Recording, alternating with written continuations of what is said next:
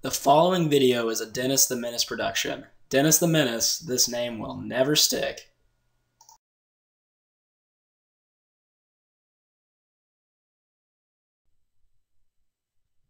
On this episode of Is That Going to Be on the Exam, we look at software licensing.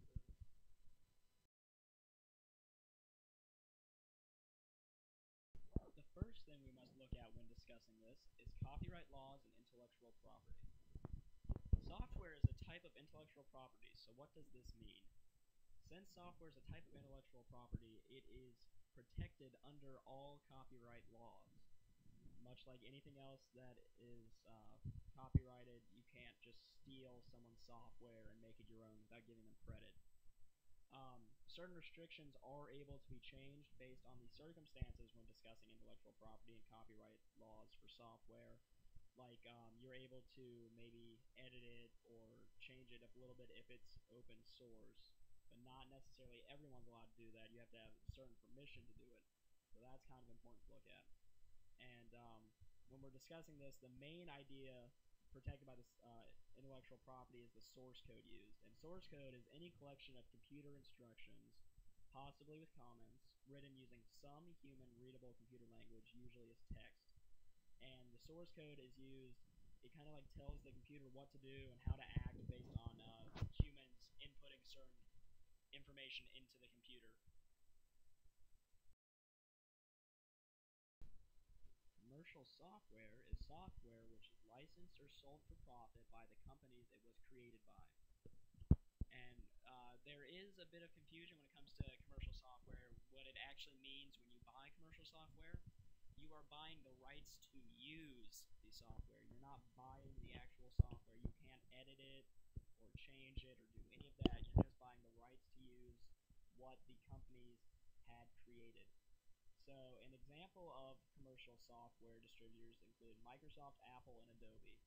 So whenever you buy software from any of those companies, you're just buying the rights to use their software, not edit it or distribute it. You are only allowed to use it.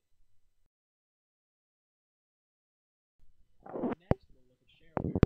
Shareware is distributed for no cost and is free for a limited time. So this is a different type of software distribution, and it is entirely different from commercial software in the fact that you do not have to buy it at the beginning. It's free for a limited time. However, after a certain amount of time after using it, you may decide to purchase it to continue using it. So the positive of it is it's like a free trial. So instead of buying something and hoping it works, you get to try it for a certain amount of time, usually 30 days, and you decide if you like it or not. If you don't like it, then you don't have to ever use it, you don't have to pay anything. If you do like it, you're expected to pay to use this software. There's differences in this where you can either, the software will stop working after the trial time, or clients are to be trusted that if they do not want to use it, they have to they don't use it, or they pay if they want to use it.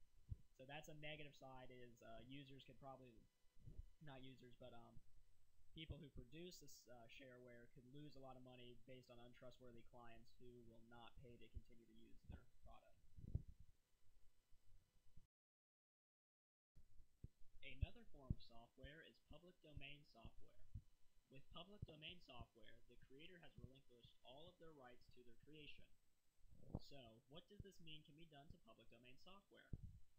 After a person has acquired public domain software, they are allowed to do anything they want to it. They can edit it, they can sell it, they can distribute it, they can do anything. There's no copyright laws against any of it. So it's public domain. Anyone can use it. That's what it means. And there are several ways that it can become public domain. The first is an expired copyright. If the copyright is not continually updated and maintained, it will expire, and then the software becomes public domain and anyone can do it. The other is the creator relinquishes all of their rights. So this means as soon as he creates it, he doesn't want anything to do with it. He'll just go and put it out, and you can do whatever you want with it. So those are the two ways that software can become public domain. The next type of software we will look at is freeware. Freeware, public domain, and open source software are all very closely related. With freeware, the software is able to be distributed for no cost, however the copyright is still in effect. This means that although it can be copied, it cannot be distributed or sold besides the original creator. So you can make copies for your personal self, however you cannot distribute those to others. How does this differ from open source software, which we'll be looking at next? Open source software is a lot more unrestrictive, and there's not a lot of laws or restrictions against it. So freeware is almost the least restrictive, but open source is definitely the most least restrictive, and we're going to look at that next. And this is free and open source software. Free and open source software is considered the least restrictive form of software, which is what I said earlier. And who can do what to open source software? With open source software, anyone is allowed to edit, distribute, sell, or any of that. Anyone's allowed to do that. So and then one thing about open source software is users of open source software are encouraged to spread and share their ideas with others. The reason for this is to it's to better the ideas being used with the software. So the idea would be that if someone finds something that's a lot better idea, they're able to use that in the software, share it with other users, and make everyone using a more pleasant experience. Alright, and finally we're going to look at open source versus commercial software. So both open source and commercial software have positive and negatives. For instance, commercial software, one of their positives is the fact that it's created by professionals, and you know what you are purchasing is well created and will work properly.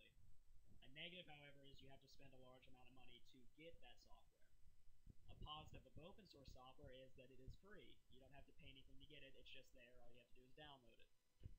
However, a negative side of this is anyone is able to edit this and distribute it, so the one that you download onto your computer may be improperly, this code may be improperly written, or it may just not be what you're looking for because it's been edited so much. So which one is better and why? Well, it all depends on what you are looking for your software. Both of them are very good, and depending on what you're looking for, one can be better than the other. If you're looking for something that is created, solid, and will work no matter what, probably commercial software would be your better option. If you're looking for something to make yourself, to make it better for how you feel, that nothing by itself is good, but if you combine a few things, maybe open source is better, especially if you're computer savvy, because you can edit it yourself and make it into what you want it to be. So either way, they're all both good. And these are the sources I used for this video. Once again, thank you for watching a Dennis the Menace production video. Dennis the Menace Productions. I can't believe that name stuck.